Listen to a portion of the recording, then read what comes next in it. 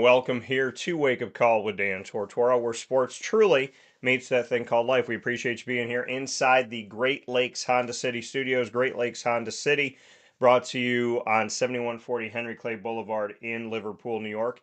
Great Lakes Honda City is open Monday through Saturday for sales and service, and you can get in touch with them by going to greatlakeshondacity.com. The number's there for sales and service will be right there on their website at greatlakeshondacity.com. So make sure you get in touch with them today. Let them know the DT sent you. And of course, they have an awesome array of new and used vehicles waiting for you, including my 2025 Honda CRV, which I absolutely love. My black on black on black. So appreciate y'all at Great Lakes Honda City. Of course, inside of MonPawsPopcorn.com is what's popping. We have Murph in studio today. You're used to seeing us picture in picture. You're now going to see us together as we are both here for the DAA Golf Tournament, the corporate partner golf tournament for the Dolphin Athletic Association, in connection with my partnership with Lemoyne College. And so we'll be out there today on the golf course with my dad as well as Mike. And before that, today we'll be talking about Major League Baseball topics, NFL topics, and we'll be doing some GG Cards and Breaks show and tell, including the unboxing of this Topps 2020 Holiday Baseball Edition. So I will be opening this on the show, and it's either one relic, one autograph, or an autograph relic per box is what we're looking at here. And I've done one of these, well, not this exactly, but I've done before. We did one of the things that had an autograph or a relic, and I ended up getting 4 autographs. What was it? 4? No, it was 4 relics, 2 autographs, or something like that. So we got more than what we bargained for. We'll see what we get in this box from GG Cards and Breaks at the end of today's show. So with that being said, Murph, happy to have you in the studios. Happy to be here. So we got a lot to discuss, lots to talk about. The Major League Baseball draft started yesterday, and you were not happy with the fact that the draft was maybe not so what you expected maybe to start things off. Yeah, I mean, the Nationals going with the youngest player to ever get drafted, number 1 overall. And I want to make sure I get his name correct. Um, Eli Willits, son of a former big leaguer, which is actually a pretty cool thing. But he reclassified to the 2025 draft class so that he can be in this draft, and he is the youngest player to ever be drafted, even younger than Bryce Harper, going number 1 overall. It was I guess I would call it a questionable pick, Okay. but I also think that it's not as questionable as what the Angels did at number 2 by Okay. passing on Cade Anderson. So the Angels at number 2, and I'll explain something here real quick too, because the MLB draft is a little different than like the NFL draft and the NBA draft, because those drafts had guaranteed contracts for their first round picks. Yeah. MLB draft doesn't. They just have signing bonuses. So basically, they have a certain number assigned to each pick. So it's the slot number assigned to each pick. So essentially, by the Nationals taking Willits number 1, they can go a little bit under slot, Yeah. and then maybe draft a guy and be able to sign him in the later rounds. Maybe take a guy in the second or third round that maybe you would think is going to go to college, but since you have a little bit more money in your budget, you can throw some more money at him to try to convince him to sign. Which it appears is what the Angels did by going Tyler Bremner from UC Santa Barbara second overall. So I mean, and I'm not going to sit here and say that Bremner's not a good prospect, because he is. I mean, he's 94 96 with a good changeup. Slider was not quite as good in this past year, so we're going to have to see what that goes. But then you get what has become a pitching factory in the Seattle Mariners going on to sprint to the podium to take arguably the best player available in the draft in Cade Anderson, who by many mock drafts was the number 1 player in the draft. So Cade Anderson out of LSU, obviously LSU winning a national championship this year. 180 strikeouts, 12-1 with a 3.18 ERA for this year, and whew, he was outstanding in Omaha. So you're starting to see more and more of these college pitchers and even college hitters that are getting drafted high in the draft because these teams want to be able to bring them up quick. Yeah. Like the amount of guys from last year's draft that are already in the big leagues. I mean, Cam Smith, Jack Caglione. There's a couple others that names are escaping me right now that are already in the big leagues. It's pretty impressive. So you're starting to see these guys make it to the big leagues faster and faster and faster. Dylan Cruz made it in less than a year. Paul Skeens made it in less than a year. Wyatt Langford made the team out of spring training last year. So I think Kate Anderson could absolutely be a candidate to make the roster out of camp next spring, or maybe they develop him a little bit longer. But that pitching factory that they have built in Seattle between guys like George Kirby, guys like uh, oh God, why am I hang on, let me pull up their roster. That'll solve that problem for me. Well, and just so everybody knows, this draft, round 3, we're looking at pick. What is this here? So, round 3 and overall pick 105 is how far we've gotten up to this Yep, point. that'll I believe restart at noon today. So this thing, folks, goes on. If you go to Major League Baseball's website, if you go to MLB.com/draft/tracker, there are 79 pages that they have set up for this draft. And Yep. so we are through part of the third round at the moment, and it officially started yesterday, like you said, with Eli Willits going first to the Nationals. Yeah, and Logan Gilbert was the name that I was thinking of. Bryce Miller's another one. Emerson Hancock's a good name that they've developed. Their pitching development in Seattle is really really good. So Kate Anderson going there is an excellent landing spot for him. A guy that I would argue got and I'm going to come back to him in a minute, had a horrendous landing spot was a guy that went 11th overall in Jamie Arnold out of Florida State. The the A's, and I'm gonna not say Oakland A's because I've slipped up on that a few times already this year. Oh yeah, the Sacramento The A's. A's are one of the worst pitching development franchises in all of baseball. In years past, they were good. Like they developed Frankie Montas and Sean Manaea and guys like that, and Sonny Gray, and they've had good pitching development in the past. Over the last half decade plus, their pitching development has been atrocious. So I Yeah. don't think there was a worse landing spot for anyone in this draft than Jamie Arnold.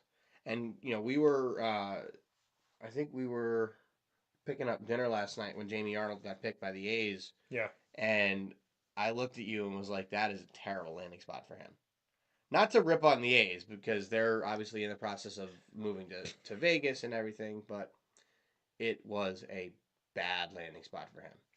Very Well, bad landing spot for him. well, I do want to make a note, and this is kind of interesting.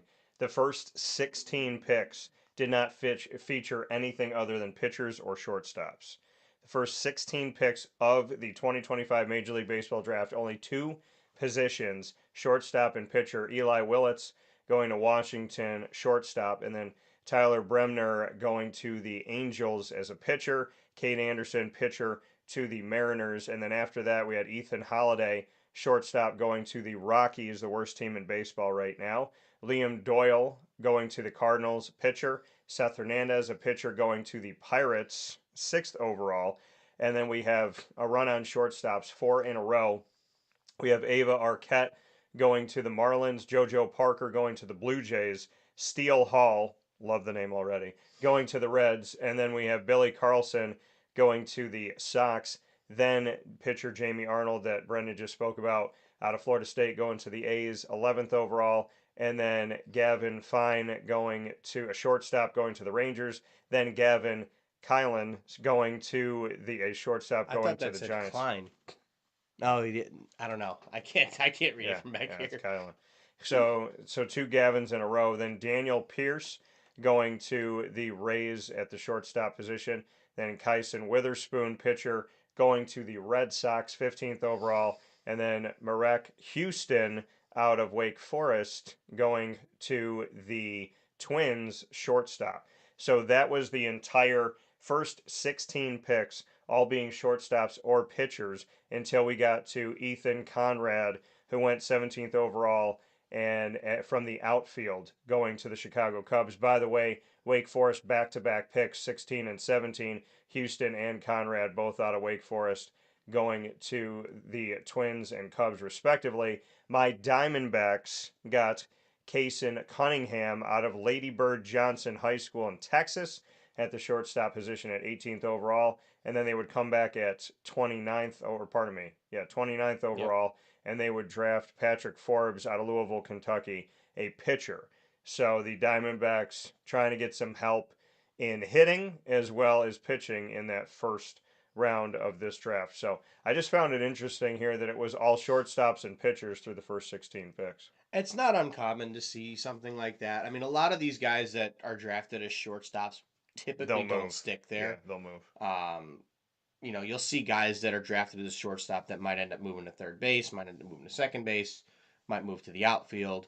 It happens every year. Yeah. Now, don't get me wrong, plenty of them will stick at shortstop, but we had, just going back to 2015 because it's the one that I could think of off the top of my head, you had back shortstops picked 1, 2, and 3 overall, and Dansby Swanson to the Braves, Alex Bregman to the Astros, and then Brendan Rodgers to the Rockies. Only one of those players stayed at shortstop, and that was Dansby Swanson, because Rodgers moved to second base with the Rockies, and Alex Bregman played third base with the Astros, with them already having Carlos Correa on the roster. But there's a couple other guys I want to mention just from the first round. And we look at, I mentioned we were going to talk about him before. He was the guy I was pounding to go number one overall to the Nationals, but they chose to go under slot. And Ethan Holiday going to his dad's team in the Colorado Rockies. I don't think in the top five. Let me just pull back up. I don't remember who picked in the top five. I don't think there was a worse landing spot for him in the top five than Colorado. And I'm sure it's going to be emotional for him. I saw the video of him getting drafted. He was definitely overcome with emotion, and I would think you would be, considering not only are you getting drafted, but you're getting to go to the team that your dad grew up with. Yeah. Um, so and it's kind of just seeing highlights of him. Ethan might be better than his older brother. So the fact that he's going fourth overall to the Rockies, they might end up with a steal. I like that they didn't go pitcher, because I think if they would have taken Liam Doyle and ruined another Tennessee pitcher, I would have been very disappointed for them, because they did that with Chase Dollander last year, and that's not going well. The Rockies have to keep drafting pitching though, because they can't Yeah. develop it. And eventually they'll find somebody that they can develop, but as of right now, it's not it's not working too well. So I think they decided, with Ethan Holiday still on the board at number 4, a legacy pick, they would go with him. And I still think he's going to be a great player. I don't think it's going to be in Colorado. I could easily see him being a guy that comes up and then ends up getting traded by his 4th year in the big leagues, because they're not going to be able to afford to sign him. So we'll see what happens there. Liam Doyle going to the Cardinals at 5, I think, is an interesting pick. He was a 4th-year junior out of Tennessee. Tennessee, he was on a national championship winning team last year with Chase Dollander, who I mentioned before, who went to the Rockies last year. He was arguably the best pitcher in the draft. I mean, you look at Cade Anderson and how well he did with LSU. I think there's an argument to be made that Liam Doyle arguably was the best pitcher in the draft. He had a great season for Tennessee. Tennessee kind of stumbled a bit down the stretch, and I mean they were the number one team about halfway through the season, and then they lost, I think, 6 or 7 series in a row or something like that, something crazy. But it was a rough finish to the season for the Volunteers, and they got bounced out of the playoffs pretty early. So that one was unfortunate. But I think that's a good landing spot. I think the Cardinals do well with pitching development. So I think that'll be a good landing spot for him. And then the last one, there's two more I want to touch on here real quick. Actually, I'm sorry, just one more because I already hit on Leon Doyle. Jace Laviolette going to the Cleveland Guardians at 27. That might be the steal of the draft. Huh. Jace Laviolette was one of the best players in college baseball. He was a front run. He was going to be. I think he was the preseason favorite for the Golden Spikes Award. I don't believe he won it, but still, Jace Laviolette out of Texas A&M is an outstanding baseball player. They got incredible value there at 27. I'm thrilled for them. I didn't notice if the Aloy brothers got picked No. in the first round. Let's check round 2. Let's see.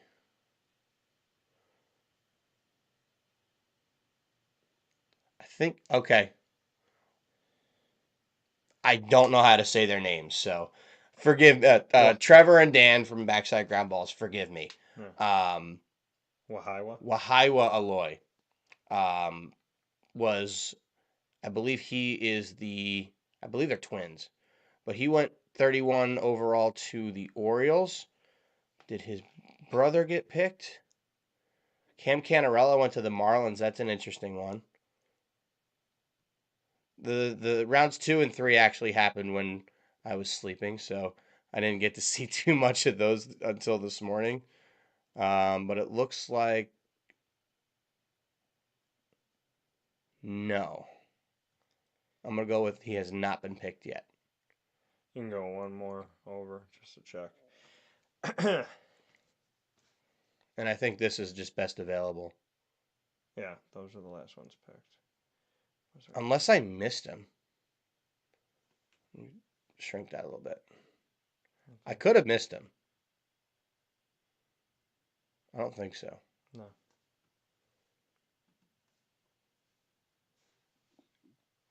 No, I don't think so. So just Wahiwa. Yep. Yeah, but his brother's a very good player too. Like that was one of the best tandems in college baseball this year. So that was fun to watch. I didn't see anybody from my Florida Gators that got picked in the first 2 rounds. So that is, I guess I could say not surprising. They were a younger team this year.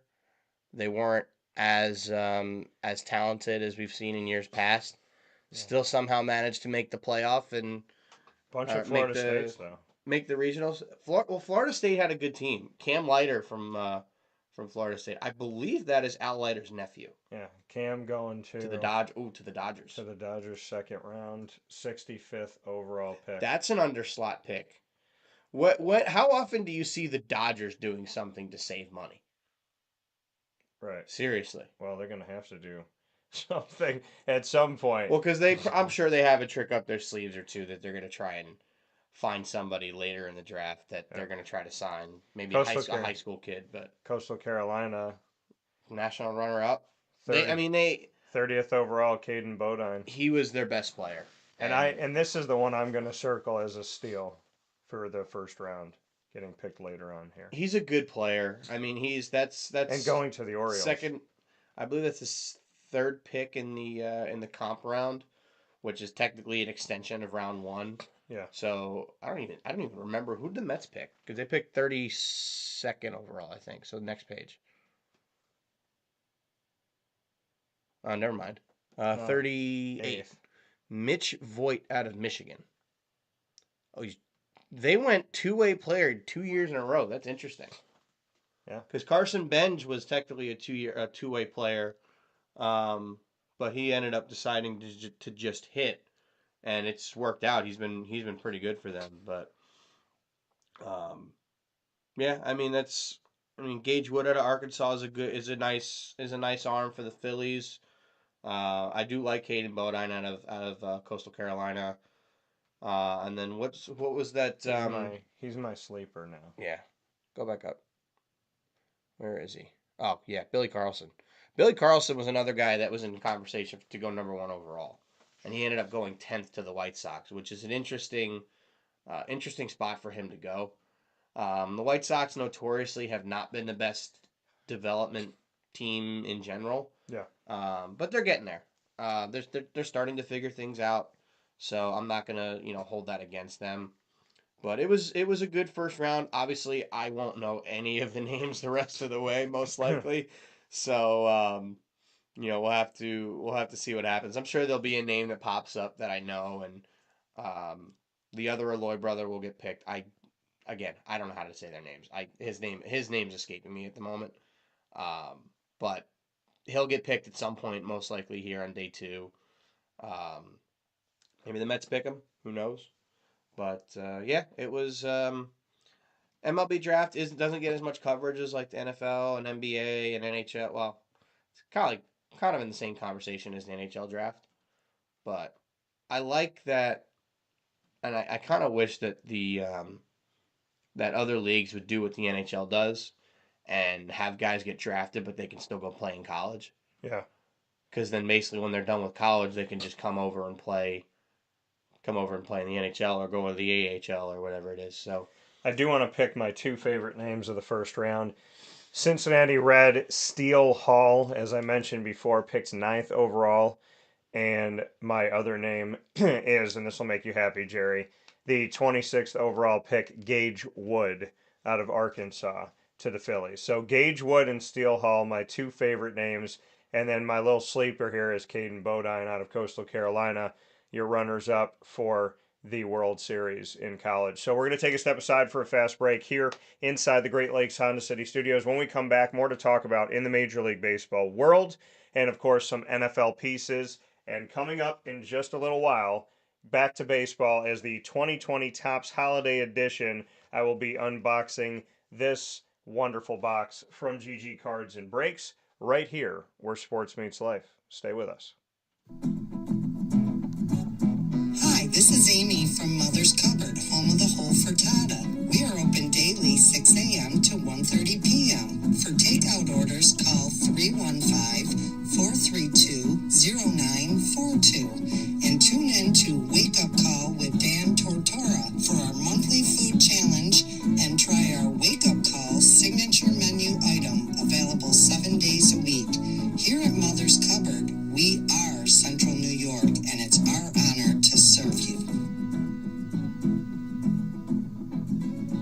Ma and Pa's Kettle Corn and Popcorn Factory remind us that every day is worth celebrating at 201 7th North Street in Liverpool, New York. Open Monday through Saturday in-store and always online at maandpaspopcorn.com. Serving our Central New York community and beyond, order anywhere, anytime at maandpaspopcorn.com. Stop in to get a tin at Ma and Pa's on 201 7th North Street in Liverpool, New York to get your half-price refills for the rest of your life. Come to Ma and Pa's for your holiday gift giving for family, friends, employees, and clients. And remember, for fundraising and events, to call 315-450-6272. That's 315-450-6272. Ma and Pa's Kettle Corn and Popcorn Factory. How corny are you? This is Jimmer Sikowski, owner-operator of Chick-fil-A Cicero, 7916 Brewerton Road in Cicero, right in front of the Home Depot. I had a deep feeling that God wanted me to do something bigger with my life and to help people, help others. He kept putting Chick-fil-A in my life, and I realized as I was going through the franchise selection process that positively impacting the lives of others was really core to what we do here at Chick-fil-A. First of all, it starts with the food. The food is brought in fresh daily. We bring in local produce. We prepare to order in the kitchen. We hand bread our chicken. We hand spin our milkshakes. It's great food. It doesn't taste like fast food. I think the second thing is the way people feel when they come in a Chick-fil-A restaurant. It's different. We try to treat people with intentional kindness here, which is very different and deeper than good customer service. And so I think it feels remarkable for most people to come in a Chick-fil-A restaurant. And then lastly, the impact that we try to have in the community is very different. It's a big part of the expectation of every operator of a Chick-fil-A restaurant is that they're actively engaged in their community, they're a leader in the community, and they're making a difference. When they realize that what we're striving to do is to shine a little light in their life, that's a very, very different experience than you will have in any other quick service restaurant. And it's that remarkable experience that I think people will emotionally connect with. Here's a message from Renee from Bryan's Landing, located on 6523 East Seneca Turnpike in Jamesville, New York. Open Tuesdays and Wednesdays for dinner, Thursday through Saturday for lunch and dinner, and Sundays for brunch. It's a lot like the way that my mom and dad ran their restaurant. We have put in place a lot of people that are family to us, very similar to how my dad hired people that were family to him. And then the tradition I'm carrying on is a lot of the items that are on our menu are my dad's. And he taught our chefs how to recreate his dishes. So I think that Tommy McNerney, who our executive chef is, to him it is an art. And I think that when he does create a dish, it's not just about making the food taste delicious, which is definitely our priority, but it's an art to him, and it's almost like his canvas on a plate where he just wants the colors to look great, and people love it because he takes pride in that. And Bryan and I appreciate that. We want it to obviously look good and taste good. I will tell you, when we opened up, it was 6 weeks before COVID. And what was amazing was the community, our friends and family stepped up, and everybody did takeout. Everybody supported us. Our hearts were just so filled. So to Bryan and I, obviously our friends come all the time, and we just have repeat customers in Jamesville, and I think people going to our previous restaurant in Green Lakes are making the trip to come to Bryan's Landing to support us. And I mean, I think we have great food and a great atmosphere. So it's very, very important to us. Head to Bryan's Landing, located on 6523 East Seneca Turnpike in Jamesville, New York, where memories have become recipes that are now meals to share with you. Tuesdays and Wednesdays for dinner, Thursday through Saturday for lunch and dinner, and on Sundays for brunch. And be sure to come out for live music Friday, Saturday, and Sunday.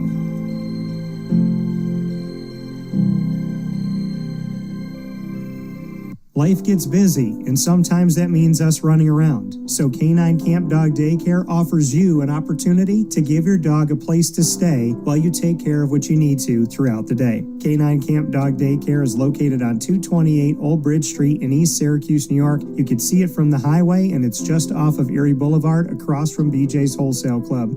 Call 315-437-7110. That's 315-437-7110 to schedule an appointment to bring your dog in and tour the facility. Appointments are Monday through Thursday after 6:30, where you and your dog can see everything that Canine Camp Dog Daycare has to offer, including a self-serve dog wash and a retail store filled with all of your dog's wants and needs, including food, treats, harnesses, leashes, and more, making Canine Camp Dog Daycare your one-stop shop for your furry loving friend. Right, Lily?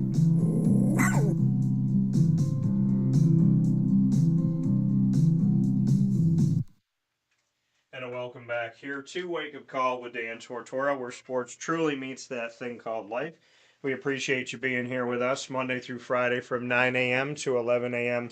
Eastern Time. And of course, we are here inside of the Great Lakes Honda City Studios, and we thank you for being here with us where sports meets life. As Murph is here in studio, we're just talking about the Major League Baseball draft and what's going on there, as it will continue to move forward here today, and it is in part of the third round currently right now.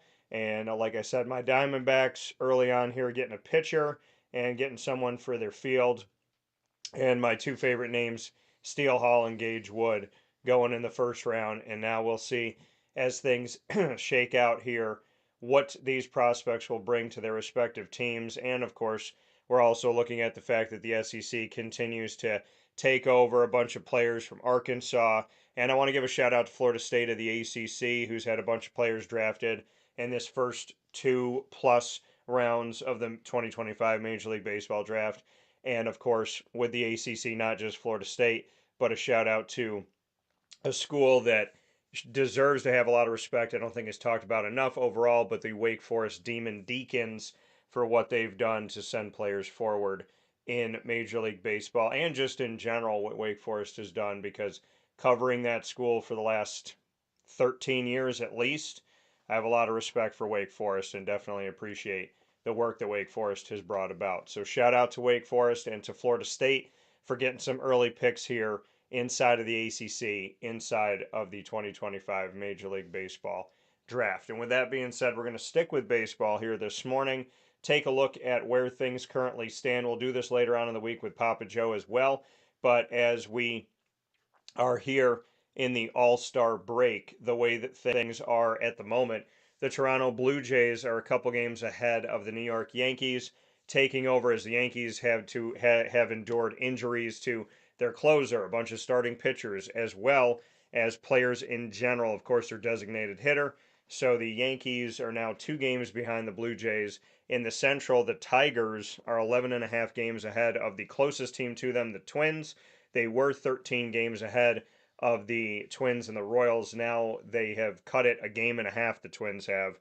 And then the Houston Astros continue to lead the West over the Mariners and the Rangers. The Angels have dipped down a little bit here. They're a half a game behind the Rangers. They were above the Texas Rangers. And the Phillies and the Mets continue to fight in the closest contested division, and that is a half a game to the Phillies right now that are ahead of the New York Mets in the NL East. In the Central of the National League, Chicago Cubs are only above the Brewers by 1 game, as that has become an interesting event here as we step into the second half of the season, with the Cardinals still in the mix, 6.5 games back. The Reds are 7.5 games back, and the Dodgers lead the entire NL West. They've done that all season long this season. They are ahead of the Padres by 5.5, the Giants by 6, Diamondbacks by 11, and the worst team in baseball is 35.5 games out of first place in their own division. The Colorado Rockies have 22 wins in 96 games this year, which is so gross. And I'm hoping that things get better for them. Obviously, they fired their manager, and they're one of 4 teams to do it. We did put up a poll of the teams that fired their manager, the Baltimore Orioles, who did it first, the Baltimore Orioles, the Pittsburgh Pirates, the Colorado Rockies, all firing their manager. And then most recently, we saw the Washington Nationals also do that. So the question was, which team do you think is in the worst state right now? I mean, is it easily Colorado, or is there another team that you're concerned about of the ones that fired their managers? I mean, you can easily. I mean, I'm going to completely ignore the Red Sox and not the Red Sox, the Nationals and the Orioles, because they're fine. Yeah. They both have loaded farm systems. Both teams are very young. I'm not worried about either one of those teams. As far as the White Sox and Rockies go, I think in terms of just long term, that the White Sox are in a worse place. Okay. Because I think the Rockies have drafted well. They just haven't really hit on any draft picks. And the White Sox don't really have any pieces to move, and Luis Robert has kind of lost any of his value. So yeah, ultimately, I kind of see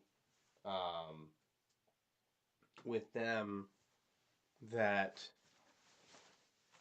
I don't really think they're going to go anywhere. And I don't really see anybody in the White Sox system other than maybe Benny Montgomery. Not Benny Montgomery. It's either Colson or Carson Montgomery with the White Sox. That's really any good. So, to me, it's one of those things where, like, I think it's a pick 'em. Yeah. Like, if you had to pick which team's in a worse spot, I think you can kind of go either way. I would say the White Sox personally, but if you ask which team's in the best position, I'm going the Washington Nationals. I'm still surprised that they let Davey Martinez go. I mean, and Mike Rizzo for that matter. I think Mike Rizzo was more surprising than Dave Martinez because they have led an outstanding rebuild. Yeah. Yes, they are not there yet, but look at what they've developed. Right. I And mean, C.J. Rizzo also Abrams saw them on the top of the mountain. So. Yeah. I mean, C.J. Abrams and James Wood that came in the Soto trade have been awesome. They've drafted and developed guys. Dylan Cruz, he still hasn't figured it out in Major League Baseball yet, but he's still really good. Give him time. Their pitching staff has been good. Mackenzie Gore, another guy from the Soto trade, has been outstanding. Give Mike Rizzo credit for that Juan Soto trade. The team that trades away the superstar almost never wins that trade. If you ask me, the Nationals won that trade by a lot. Like, a lot. Getting Juan Soto off your books, and it was apparent that he was not going to resign. So getting absolutely maximum value for him, getting three All-Stars. C.J. Abrams not an All-Star yet, but he will be. Mackenzie Gore and James Wood are both All-Stars this year. You could not have asked for a better trade. James Wood might be one of the best young players in all of baseball, for that matter. So to me, I'm looking at it and thinking that the Nationals are in the best place. Yeah. The Orioles are still fine, but they just don't have any pitching. Yeah. Jackson Holliday is going to be fine. If they would just let Kobe Mayo play, he'd be fine. But I think worst position for me it would be the White Sox, and then best position easily the Washington Nationals. Yeah, I think the Nationals are. I mean, they're a team that obviously finishing for the last many years fourth at best out of the NL East out of 5.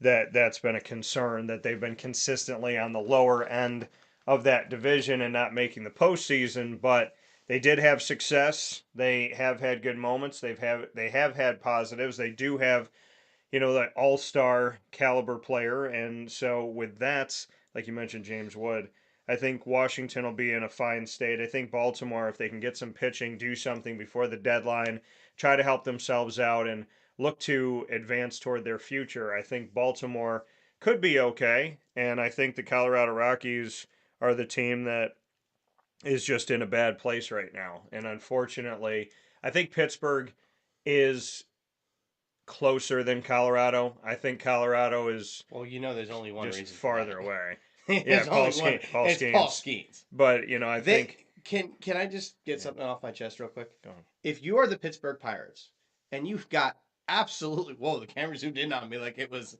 ready for me to say something. Yeah. But the Colorado Rockies, the Pittsburgh Pirates, if you know right now you are not going to re-sign Paul Skeens. Yeah. Why wouldn't you try to trade him? Whether it's now, in the off season, I put it up a couple weeks ago. I said a couple weeks ago. Why wouldn't you try to trade? The only problem get an entire team for him. The only problem is, what team has a prospect haul or a package that's going to be good enough? I don't know if even the Red Sox can come up with that. And that would include if you move Roman Anthony and Marcelo Mayer to them. Yeah, I don't see it. That's the question is, do they keep Skeens and develop around him and feel like they have enough to do that with, or do they trade Skeens and get an entire team and their future, so to speak? I think you're going to be better off with trading him. I really do. I don't know if it's going to be this deadline. I don't know if it's going to be in the offseason. They're going to trade him eventually. It's just a matter of when. And the sooner you do it, the better your package is going to be. But I also wouldn't rush into it if I'm the Pirates.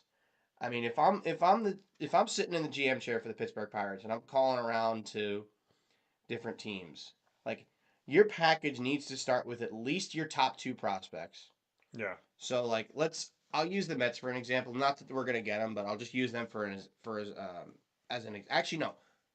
I'm gonna use the Yankees as an example. Let me pull up the Yankees' top prospects because I think the Yankees would make a ton of sense for him.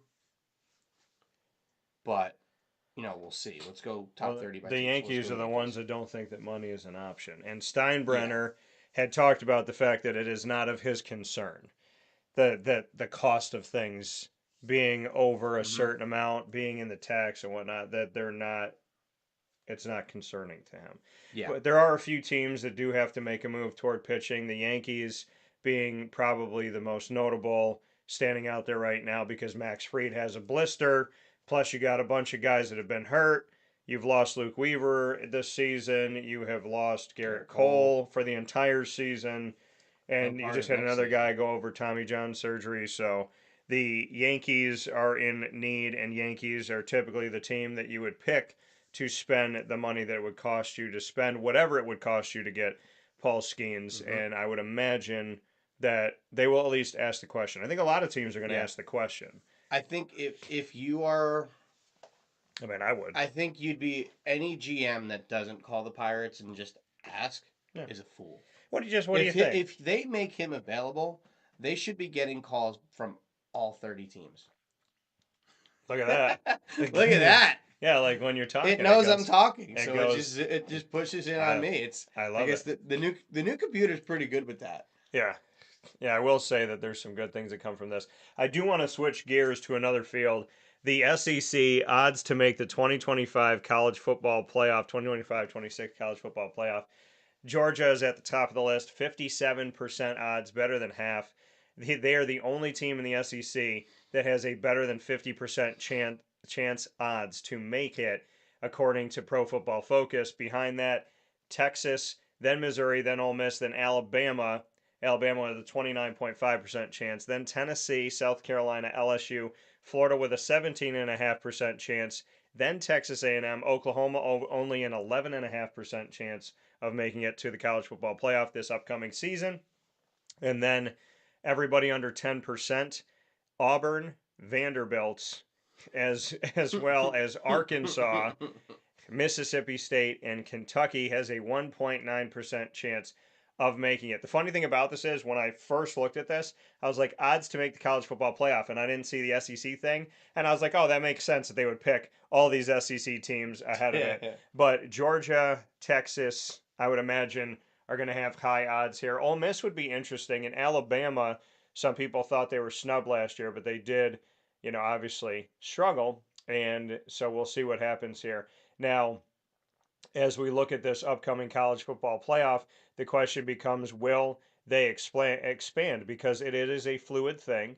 They do have the opportunity to potentially expand it to 14, to 16, however they would like to do this. But as of right now, we are at 12. Last year was the first season at 12. And so we will see how this goes here. But yeah, they already have the SEC expectation of who's going to make it and different pieces here. There's another thing that we have to take a look at, and that is the fact that there is some realignment that's happening, and it's happening outside of the quote unquote autonomy group. And the autonomy group is a legislative term, so that's actually the legal term used for the SEC, the ACC, the Big 10, and the Big 12, and still the PAC. The PAC is still involved in the autonomy group, so they are included in that from everything that I've seen and understood up to this point. The Sun Belt, outside of this, but in the FBS, the Sun Belt has officially invited Louisiana Tech to join their conference. And that's coming from Pete Thamel of ESPN. And it says Louisiana Tech's entry date into the conference isn't certain, with the earliest the school could join the league being 2026. The entry date is expected to be figured out over the next few weeks as Louisiana Tech figures out the departure from Conference USA, which is expected to cost them at least $5 million. So Conference USA, once again, potentially getting poached from. Conference USA has had to rebuild itself 152 times. But here we are, and we're still awaiting what's happening with this move for Louisiana Tech, when it would happen, and all the specifics of it. But it is coming up here that there is some more realignment that could be coming to us here for 2026. It is worth noting, though, that Conference USA having to rebuild so many times. The American has taken from them, the Sun Belt has taken from them. But keep in mind, when Oklahoma and Texas went from the Big 12 to the SEC, then the Big 12 took Houston, UCF, and Cincinnati from the American. Then the American took Rice, UAB, UTSA, Charlotte. Let me make sure I got all these teams here. Rice, UTSA, UAB, Charlotte, North Texas, and I'm missing one. They took one more from the Conference USA. Oh my goodness, let's test myself. Let me look at my cities. Oh, and they took FAU because they had to make up for not losing UCF. So they took FAU and Boca Raton. So they took the 6. Then Conference USA had to get teams to move up from FCS to FBS and join their conference. And then What conference did Delaware go into? Delaware. Was it Conference USA? It may be Conference USA because the Sun Belt took from Conference USA as well, because the Sun Belt took Marshall and Old Dominion from them, and they also took Southern Mississippi. So yeah, Conference USA. I always say that the American has to rise from the ashes more than anybody else, but it's probably Conference USA, because Conference USA has had so much taken from them. Oh, the Colonial. Yep. So yeah, oh yeah, Oh because wait, they're no, good. hold on. Yeah, the CAA. So because they've had so much taken from them, Conference USA has had to rebuild, because the American was built out of a bunch of teams of Conference USA. So I would say Conference USA has been affected more than any other conference in realignment. And then after that, it goes to the American Athletic. But, that ripple effect of Oklahoma and Texas was felt everywhere. And Bob Beretta, the former athletics director of Lemoyne, said, "We will feel it here at Lemoyne." And they did, because they decided to transition to Division One after that. So there's a lot to say about Oklahoma and Texas that has hit Central New York, hit this entire country, gutted the Pac, and left the Pac 12 with 2 teams. So there's a lot that has happened up to this point. There's still some movement going on and some transitionary periods for some schools, but we do look to Louisiana Tech to find some moves to the Sun Belt. And the Sun Belt, keep in mind, they got some spoilers in that conference now. They have Marshall, they have Coastal Carolina, they have Appalachian State.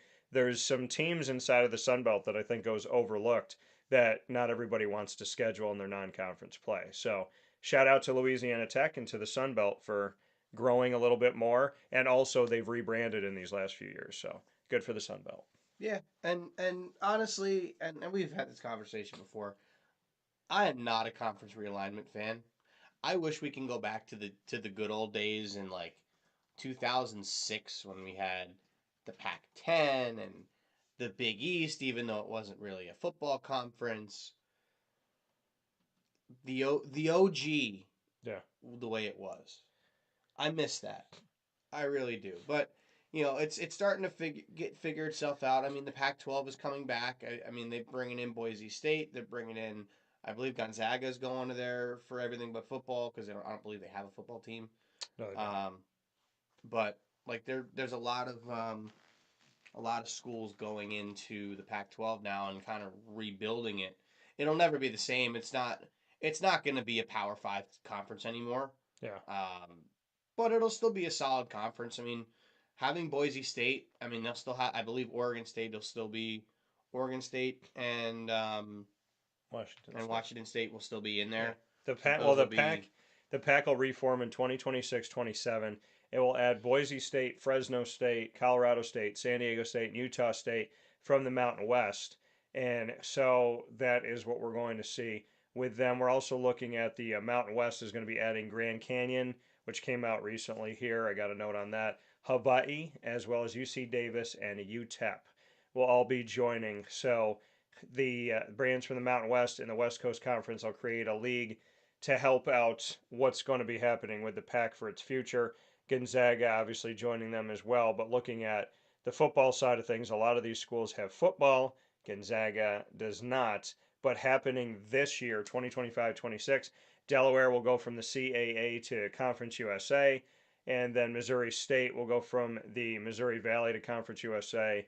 New Haven will go from Division II to the NEC, and Seattle will go from the WAC to the WCC. UMass will go from the A10 to the MAC. And keep in mind for this, when it comes to UMass, the conference that has stayed so consistent over all these years of realignment that's really happened from like the 2011, 12, 13 area. Like when the American first formed, like when Yeah. the Big East kind of fell apart. When the Big East lost football in 2012, a lot of the teams making the decision, and then in 2013 making the move. That kind of started off this last decade of realignment, and UMass joining the MAC. The MAC has been the most consistent conference in America, they have not lost, they have not gained. And so they will actually be in an odd number this year. They've had 12 full time members that have locked in and been together in lockstep. And now UMass is going to be joining. So this is the first move the MAC has made in a very long time. And talking with their commissioner, Dr. John Steinbrecher, it's been something that I think they've been able to hang their hat on, is that they have not been affected by realignment of losing anything. But this is the first time that they've made a decision in a while to gain a team. So shout out to you. And who doesn't love some good action on a Wednesday or on Tuesday. a Tuesday or Wednesday night during college football season? When I was in college, we would be going and doing whatever on a Tuesday or Wednesday night. Yeah. And there would be a MAC football game on, and we would just be like, "Oh, let's go! We got some action, baby!" And Yeah. we would just watch the most random MAC football game at 10 o'clock at night, at 10 p.m. Yeah. It was so much fun. I don't even remember who's in the MAC. We didn't really care. We usually just picked a team to root for in a game and then just rooted for them the whole game. And we would basically be cheering them on like we were like diehard fans of that team. Yeah, So we had a blast doing it. And I do want to make a note here too, moving from the FCS. So the following teams are moving from the FCS to the FBS level when it comes to football. James Madison from the CAA to the Sun Belt is something that we've seen. Jacksonville State from the ASUN to Conference USA. Sam Houston went from the WAC to Conference USA. Kennesaw State went from the ASUN to Conference USA. Delaware from the CAA to Conference USA, so they did go to Conference USA.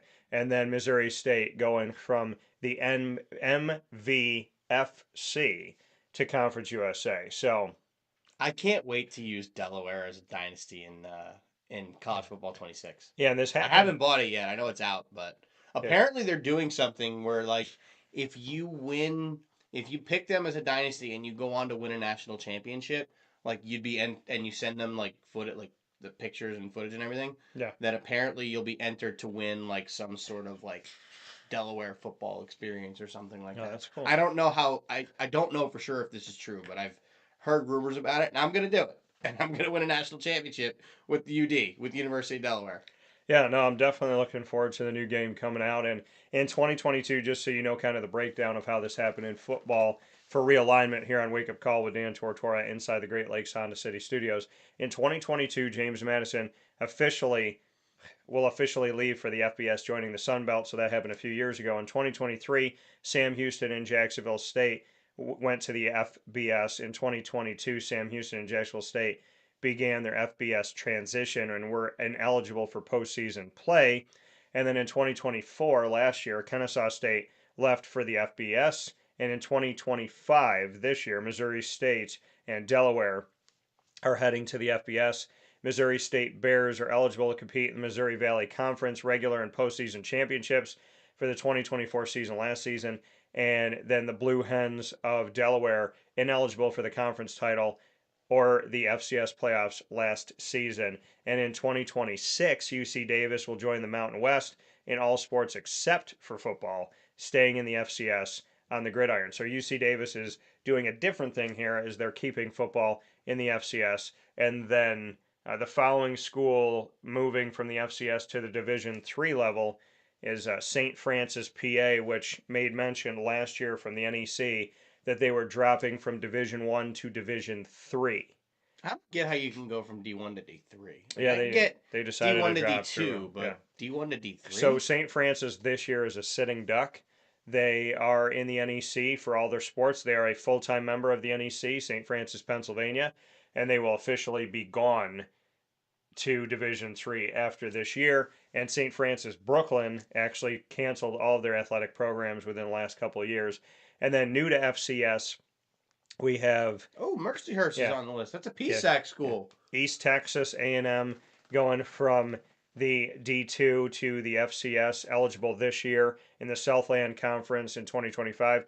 Lindenwood, who made a move from Division II years back and made this move that Lemoyne could look at, that a bunch of other schools could look at. They're going to the Ohio Valley this year. Stonehill, left the Division Two, left the same conference as Lemoyne to join the NEC, and they're eligible for football here in 2025. West Georgia left D2 to go to the A-Sun. They're eligible in 2028. Mercyhurst is eligible in the NEC in 2028. New Haven, going to the NEC, is eligible in 2028, and that just happened, New Haven, a few months back. Texas Rio Grande Valley is heading to the Southland in 2029, and Chicago State is heading to the NEC. Chicago State they were an independent in Division One athletics. They joined the NEC, automatically could be a part of NEC postseason play, and they are actually starting this year.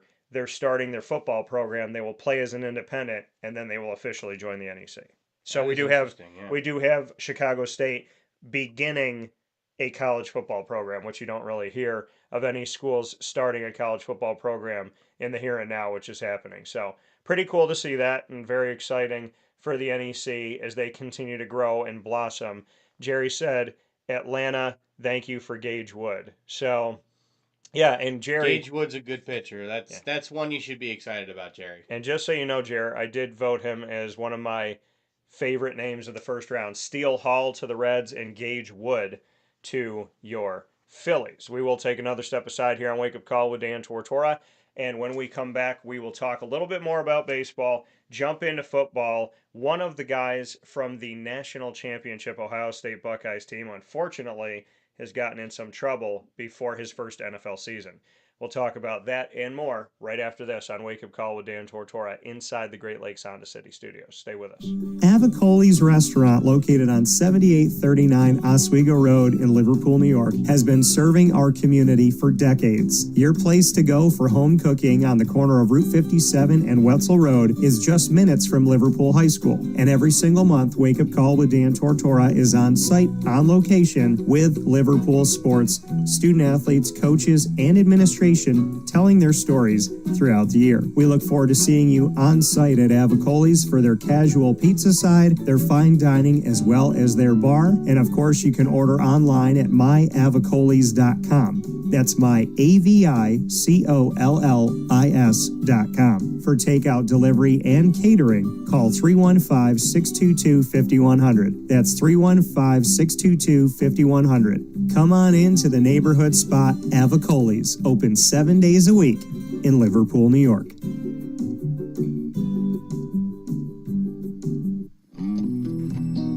K9 Campground Dog Boarding is your home away from home for your furry-loving friends. Open 7 days a week with drop-off and pickup times in the morning and later on in the day and early evening. K9 Campground Dog Boarding is the spot to trust with your dog for short and long-term stays. Call 315-299-4013 for more information. That's 315-299-4013, and go to k9campground.com as well. That's K9, ground.com, where you will find all of the information on their different cabins, which include the classic cabin, executive cabin, grand cabin, and luxury cabin. K9 Campground Dog Boarding, where your dog will have indoor and outdoor areas as well as their own private cabin for any size, any breed, as well as dogs with different needs. Dog parents and dogs alike choose K9 Campground Dog Boarding. Isn't that right, Lily?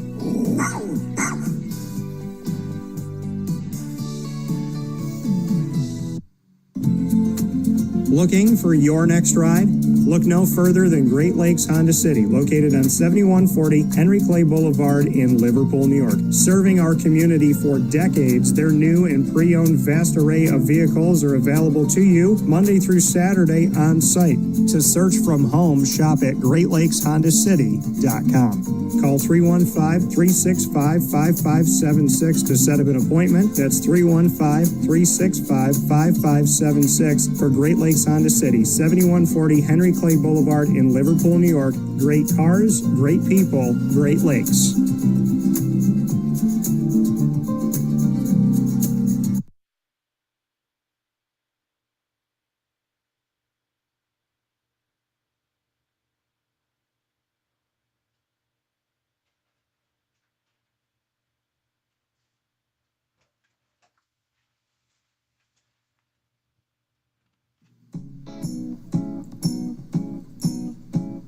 In these unique times, there are those in our community that give us a sense of normalcy and positivity. Pizza Man on 50 Oswego Street in Baldwinsville has been here for you for over 35 years and is here now.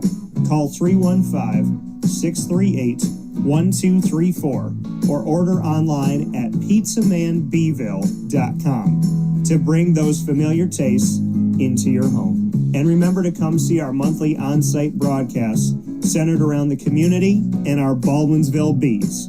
Pizza Man in Baldwinsville. Any way you slice it, they are always here for you.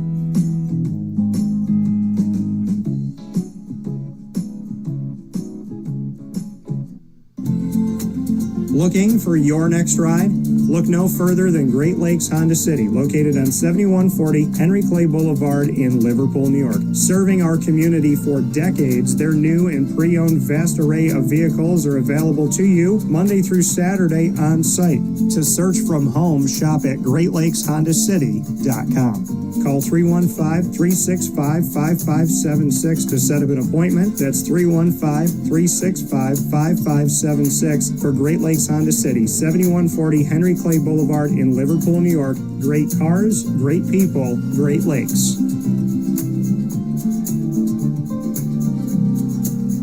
All right, you need to come out here and get yourself the Brooklyn Pickle. I was talking about this with one of my buddies. I was like, yo, there's no better sandwich in the state of New York than the Brooklyn Pickle. And now that I found out that they're going down to North Carolina, we are taking over your taste buds everywhere you are, wherever you're going to be. You need to get yourself out to the Brooklyn Pickle. Pinehurst, you just realized that you found yourself the best sandwich shop that you're ever going to have. This is a glorious moment. It's a blessing to your community. You're welcome. Brooklyn in the house, baby. Go over to the Brooklyn Pickle. You already know what it is. You heard the man. Head to Brooklyn Pickle Pinehurst on 1788 Old Morgantown Road in Southern Pines, North Carolina.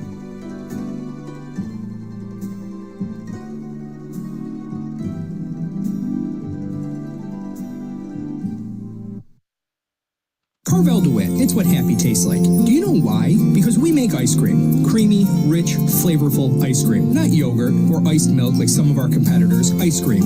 Fresh, by hand, daily. For the calorie conscious, we have something new for you. Our new Carvelite. Same great flavor, creaminess, and texture of our regular ice cream with only 35 calories an ounce. So whether you want an ice cream cake, flying saucer, dasher, carvalanche, hard or soft ice cream, we will satisfy your craving with our fresh, handmade regular or new Carvelite ice cream. Carvel DeWitt. It's what happy tastes like.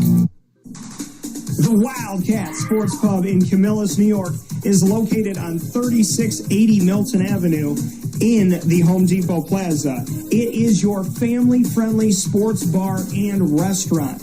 Folks, some sports bars aren't family-friendly. Some family-friendly restaurants are not sports bars. The Wildcat Sports Pub in Camillus, New York is proud to be both. It is that marriage that you've been looking for years. The Wildcat Sports Pub is your home base for your sports bar and restaurant needs, games for the kids, indoor and outdoor activities, and enough things on the menu to come back every single week and get to try something new. They're open Sundays from noon to 8 p.m., Monday through Wednesday, 11 a.m. to 11 p.m., and Thursday through Saturday from 11 a.m. to midnight. For reservations and party information, call 315-487-2222 for the Wildcat family-friendly sports pub and restaurant.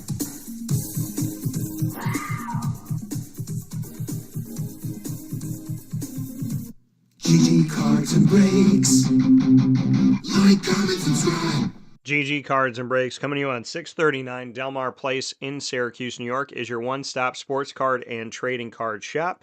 You will find GG Cards and Breaks open right off of Teal Ave Tuesday through Saturday from 10 to 6, and on Sundays from 10 to 5.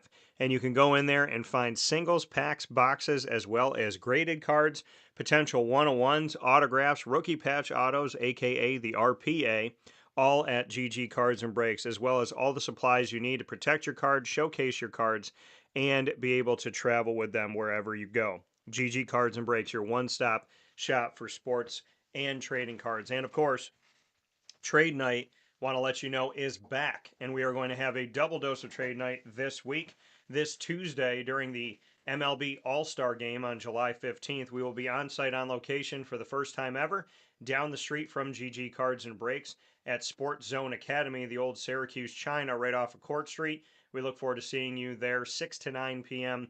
this Tuesday, July 15th, and on Thursday, July 17th, we'll be back at the Wildcat on 3680 Milton Avenue in Camillus, New York, also from 6 to 9 p.m. So we look forward to seeing you there, and definitely appreciate you all for coming out to GG Cards and Breaks Trade Night. And I think we might actually be there till 9:30 both of those nights, but definitely get yourself out at 6 o'clock, and we will see you at Sports Zone Academy this Tuesday, July 15th, and this Thursday, July 17th at the Wildcat.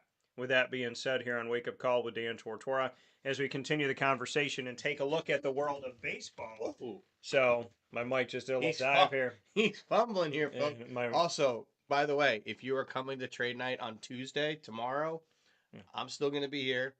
Please bring me your cards. I need to buy cards. So bring me your cards. I have money to buy. I am looking to buy. I'm a little picky, but I'm definitely looking to buy. If you got stuff that's like $50 to $200, come and see me. Yeah, so we got a lot going on here in the world. I will be unveiling my complete collection from well, let's see if I bring them all. But Joey and I had the opportunity to make Don't a deal. bring that Larry my Bird, my big please. brother here. No, Larry's over here in the corner.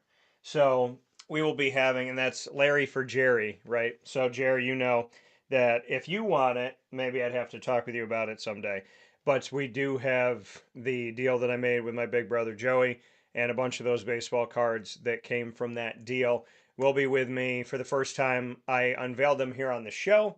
The first time they will go to a show and be up for sale is going to be this Tuesday at the Sports Zone Academy. So come over if you're interested in taking a look at a bunch of awesome things that we have that is a little nostalgic, as well as the newer players, and of course Shohei Ohtani rookies, the Jackson Churio autograph, a lot of great stuff that I'm bringing to trade night, and some of my graded things and some things that I'm bringing out of the vault here will be at trade night. So Murph and I will both be there, Sports Zone Academy, with you and GG Cards and Breaks. Come over to the table, make a deal, and let's have some fun. All ages are welcome, and if you've never collected cards before, it is a great opportunity to start. With that being said, the Boston Red Sox have now won 10 in a row. It is their longest streak since 2018. You know what else they did in 2018? Won the World They Series. won the World Series. So yeah, the winning streak, 10 games, 4-1 series sweeping victory of the Tampa Bay Rays. And the Tampa Bay Rays have been doing some good things here, but got swept by the Red Sox. Boston last had their 10-game win streak in July 2018. So perfect timing. July 2018, July 2025. 7 years later, 10-game winning streak back in the same month here. And they head into the All-Star break in third place in the AL East after being in last place for a good portion of this, being in last place or close to last place with the Baltimore Orioles. And so now, as the Boston Red Sox look to make a move in the second part of the season, I want to congratulate them on their 10-game winning streak. And so we'll see what they have here, as Taj Bradley is slated to start Friday at home against Baltimore after the All-Star break, which will keep them right in division in the AL East. The Red Sox have not announced a starter for the team's series opener in Chicago, and so we will see what happens here. So the Rays next up, Taj Bradley is going to be in against Baltimore. The Red Sox, next time we see them on the field, is going to be in the team's series opener in Chicago. So we'll see if they can keep it going. The good thing about what they have going on is a 10-game winning streak after the All-Star break will then send them to Chicago to face off against the second worst team in Major League Baseball, the Chicago White Sox, while the Rays are going to try and figure things out with Taj Bradley on the mound. And I actually have, as part of that deal that I made with Joey, Taj Bradley did come home with me, my autograph of Taj Bradley. So we do have that coming up. 10-game winning streak for the Red Sox, looking to expand it as we move forward. And I do want to give another congratulations out here this morning. 13th manager ever in the history of Major League Baseball to get to 2,000 career wins, and that is Terry Francona. Terry Francona, another milestone, becoming the 13th manager to do this, and he reached 2,000 career wins when the Cincinnati Reds, who he's with, beat the worst team in baseball, the Colorado Rockies, 4-2 yesterday. Terry Francona said, quote, "I don't think I've ever tried to delude myself.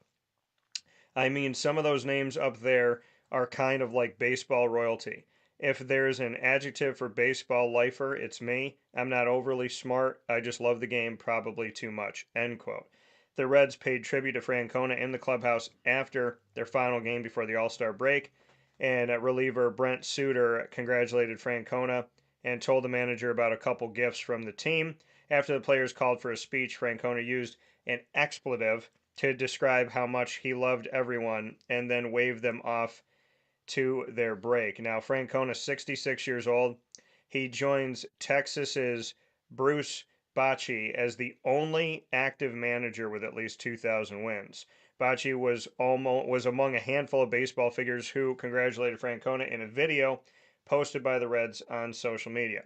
10 of the 12 other managers who have accumulated at least 2,000 wins are in the Hall of Fame. Bochy and Dusty Baker, who has 2,183, who isn't yet eligible, are the only ones that are not in the Hall of Fame as of yet. Francona is the fourth man to record his 2,000th win for one of the teams from his playing career. He batted .227 in 102 games for the Reds in 1987. The others are Bochy for San Francisco, Bucky Harris of Detroit, and John McGraw of the New York Giants, who are now the San Francisco Giants.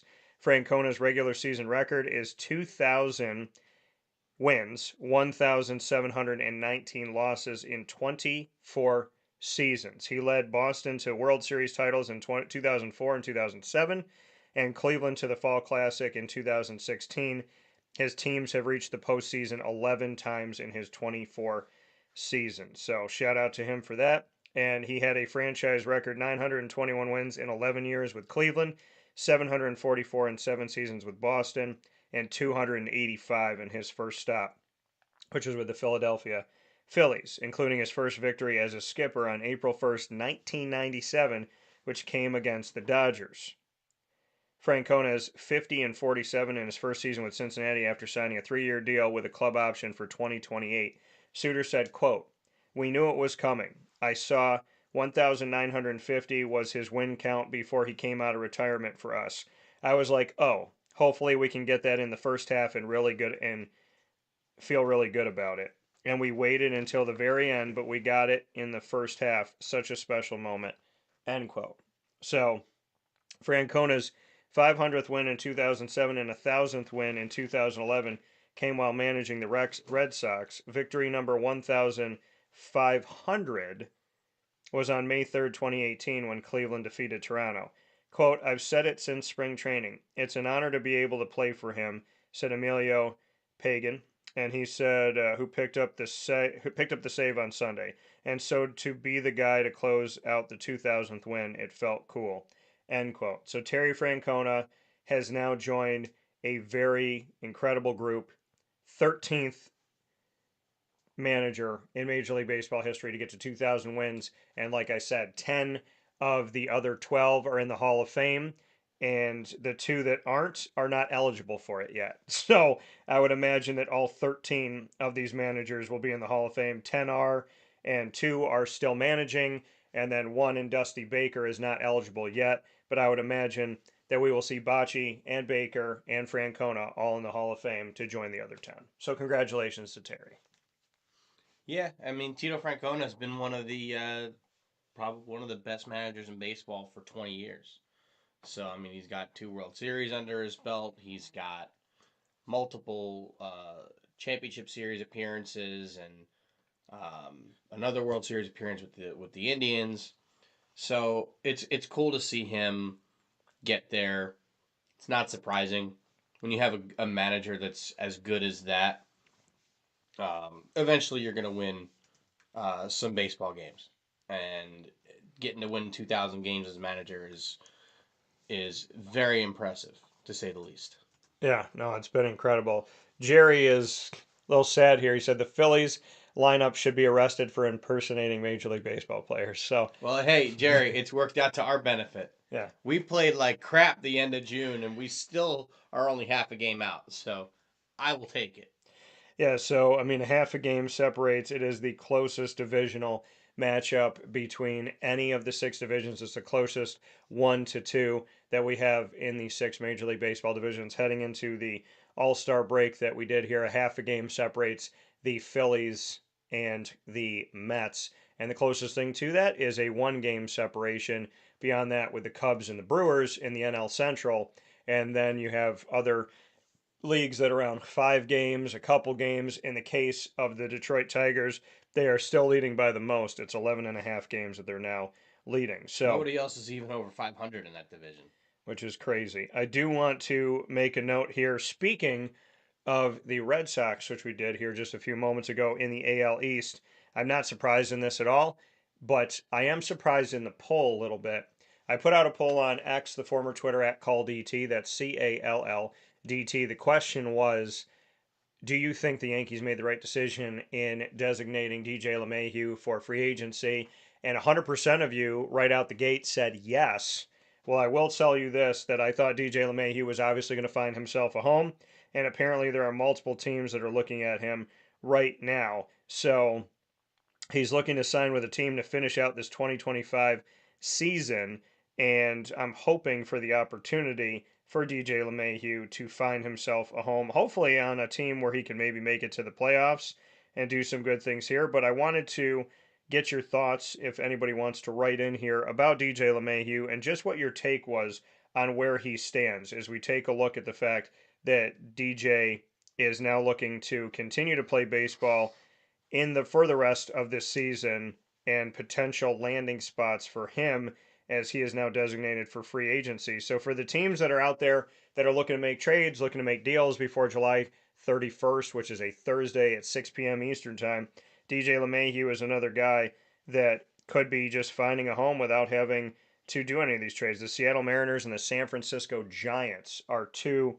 that we are looking at currently right now being landing spots for him. San Francisco, who has tried to hold pace with the Dodgers, but nobody's been able to do that in the division. And Seattle, who is trying to hold on to any hope of winning the AL West, with the Houston Astros currently leading that division by a few games here. So could be two good homes for him, but DJ LeMahieu, who is the only person in the modern era of baseball to win a batting title in both the American League and the National League, is now in a position to hopefully join a home soon.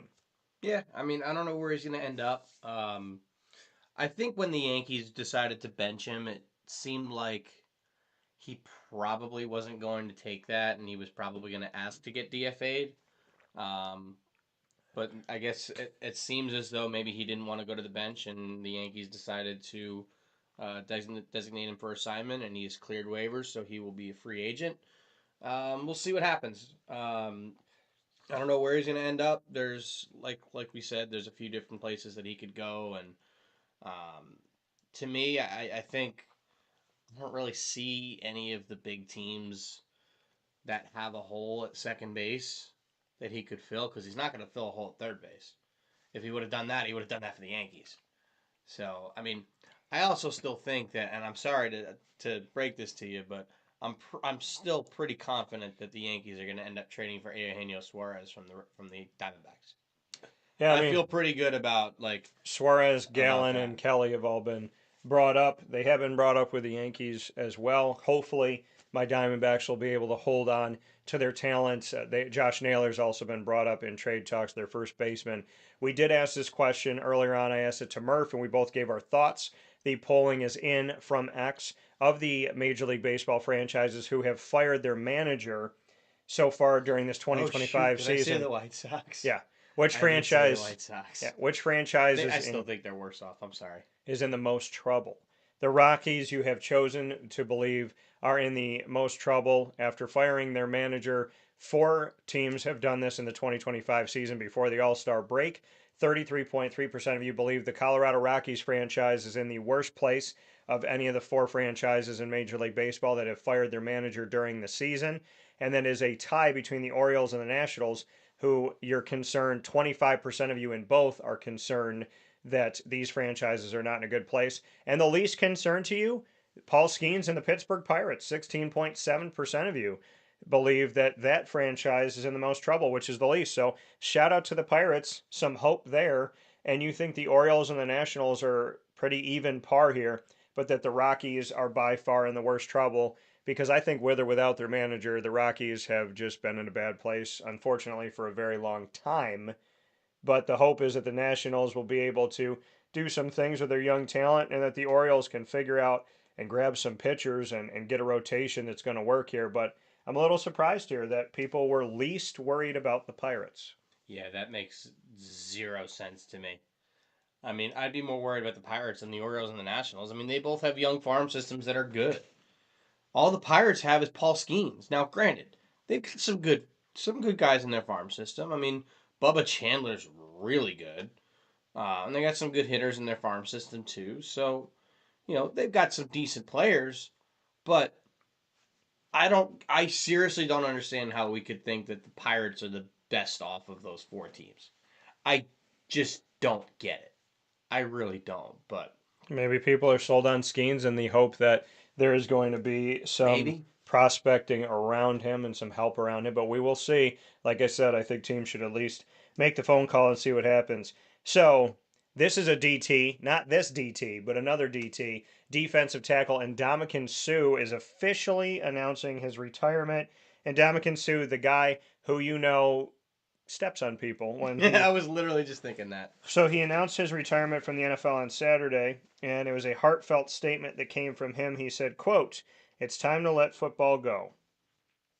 He recalled, or pardon me, let me get it here. So crediting his father as his idol, his coach, and his anchor, he said that he recalled his father saying, "You've done everything you set out to do. Now it's time for the next chapter." That conversation stayed with me. So today, 1 year later, I'm honoring that wish, is what he said. And so Ndamukong Suh on X, he said July 12th, 2024 was the hardest day of my life. It's the day I said goodbye to my father, the man who raised me, shaped me, challenged me, and believed in me before I believed in myself. He wasn't just a dad, he was my idol, my coach, and my anchor. So that coming from him, and I do want to read the full statement here. So he wasn't just my dad. He was my idol, my coach, and my anchor. He taught me what it meant to be disciplined, focused, and relentless in everything I do. Every snap I took in football carried his fingerprint.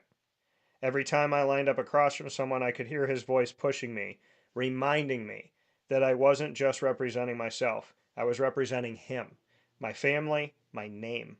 Before he passed, he gave me one final piece of advice. Quote, "It's time to let football go. You've done everything you set out to do. Now it's time for the next chapter." End quote. That conversation stayed with me. So today, 1 year later, I'm honoring that wish. I'm officially retiring from the NFL. I have so many memories to cherish. 13 seasons, 5 times All-Pro, a Super Bowl ring, countless battles in the trenches. I left it all on the field, and now I'm stepping away with peace and gratitude. Because I've been preparing for this moment for years, football was my passion, but it was never my endgame. My next season is about impact, purpose, and legacy, about helping others build wealth, lead with intention, and create lasting freedom. I've lived, I've learned, I've built, I've failed, I've succeeded, and now I want to share what I've learned, especially with athletes, entrepreneurs, and young people navigating life and money. That's why I created the No Free Lunch podcast. It's about real conversations, real strategy, and real education. Because freedom doesn't come from fame, it comes from knowledge and how you move. Now I'm using my platform to serve something bigger. If you've ever followed my journey, thank you. If you've ever cheered, supported, critiqued, or pushed me, you're part of the reason I kept going. And if you're wondering what's next, tune in, follow along, I'm just getting started. No Free Lunch Show. Rest in power, Dad. Your mission lives on through me. And then there's some pictures with him and his father here. So, a shout out to Ndamukong Suh. And obviously, I don't want people to only know him for that moment. We all make mistakes. We all have times where we wish we would have been better, said better, or done better. Ndamukong Suh, your father told you a year ago that it was time. And on July 12th, which was this past Saturday, he agreed that it is. So shout out to it. And from one broadcaster to now you and Dominican Sue, I hope that the No Free Lunch podcast goes very well. I hope that good things come from it. And I hope people are better off because of it. Thank you for all you've done in the NFL for 13 years. Congratulations. And God bless on your next chapter. May it be better than the last one. So with that being said, before we get into the box break, there is some news that I have to give about Quinshon Judkins. Now, Quinshon Judkins is somebody that I watched and I covered when I was at the College Football Playoff. He's somebody who won College Football Playoff title in the first expanded 12-team playoff. He's also someone, unfortunately, as a rookie, that is going through some trouble right now.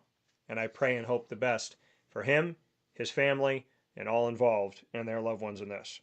Cleveland Browns running back Quinshon Judkins has been arrested on a domestic violence and battery charge in Fort Lauderdale, Florida. And that happened this past Saturday, according to Fort Lauderdale Police Department and Broward County arrest records. 21-year-old Judkins has had his initial court appearance Sunday morning, and his bond was set at $2,500. The charge is described as, quote, touch or strike, battery, domestic violence, end quote, according to the arrest records. The charge is a misdemeanor, and CBS News Miami reported Sunday that the judge at the bond hearing ordered that Judkins have no contact with the woman who is accusing him and that he's not allowed to have access to firearms. He left the Broward County Jail yesterday afternoon. Now, Soika, and to give you just background here, the police sergeant David Soika, he said that officers responded to a residence at approximately 9 a.m. Eastern Time on Saturday on a delayed battery complaint and determined that battery had occurred, after which they contacted Judkins and took him into custody. CBS News Miami reported that the alleged incident happened last Monday but wasn't reported until Saturday. The Browns said they are, quote, aware and gathering more details, end quote, according to a team spokesperson. The NFL is also, quote, aware of the matter but will decline further comment, end quote. So this is where we're at right now. Now, Judkins, former Ole Miss and then Ohio State standout, number 36 overall pick in the 2025 draft. He's the lone member of the Browns' 7-player draft who has not signed his rookie contract. So the Browns have a way out. Yeah. If they don't want him anymore, they can just not sign him. Well, I think there should be a clause in any contract that if you're involved in some type of activity that gets you arrested or is unsavory or immoral, that they have the right to get you out of your contract. And I think that the Patriots utilized something with Aaron Hernandez, but that one was different though. Like, he was accused of murder. It's like but domestic violence. I mean, sure. Well, it's of any crime. Don't get me wrong. Like domestic violence and everything. Like that's. It's of any crime. Though. Yeah. If you have a clause that states like if you are accused of and convicted of a crime, we have the right to void your contract. I thought you were saying like what they did. Oh no. What, okay. So, no. But yeah, like that one was different. Like, I mean, he was getting accused of murder. Like that's a completely different animal. Like I remember when that story first came out, and you know you hear about it, and all of a sudden you see that the Patriots are releasing him, and you're like, wow, like this is. It was very quick. Like, they must know that he did this. Yeah.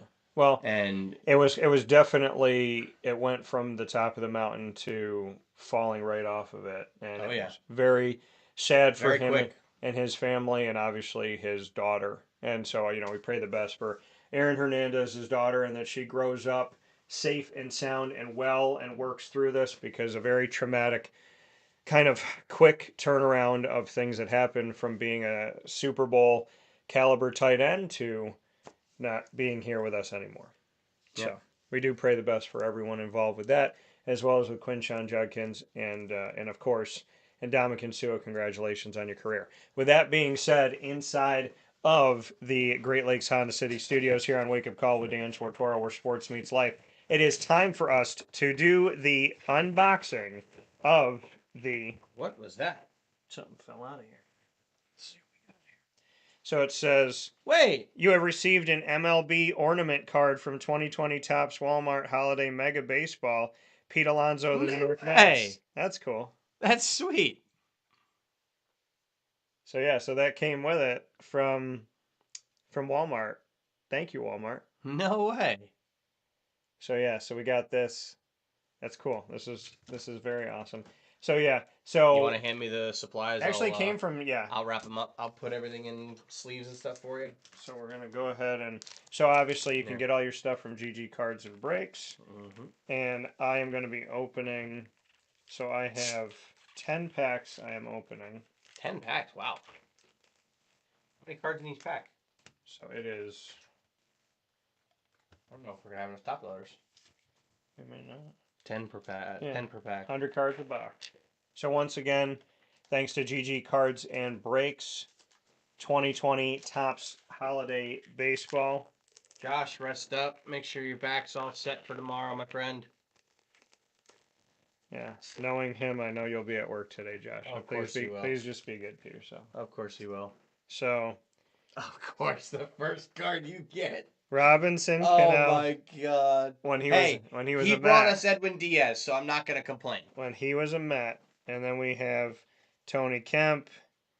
We have Jack Peterson. I'm looking to see Chris Taylor, Kyle Schwarber. All-Star Cut, Will Smith. These are really cool. I like these cards. I like the holiday. They did a good job with them for 2024 too. Trey I think those came out pretty Turner, good. Kyle Tucker, Willie Castro. Oh, I did get a rookie, so I got Willie's. Is that the only rookie I got? I think so. Out of this one. Second year Will Smith. I think it's the only I don't really think there's anything worth sleeving on that one. Maybe the Willie Castro. So we got that. I'm going to go ahead and open up the second pack.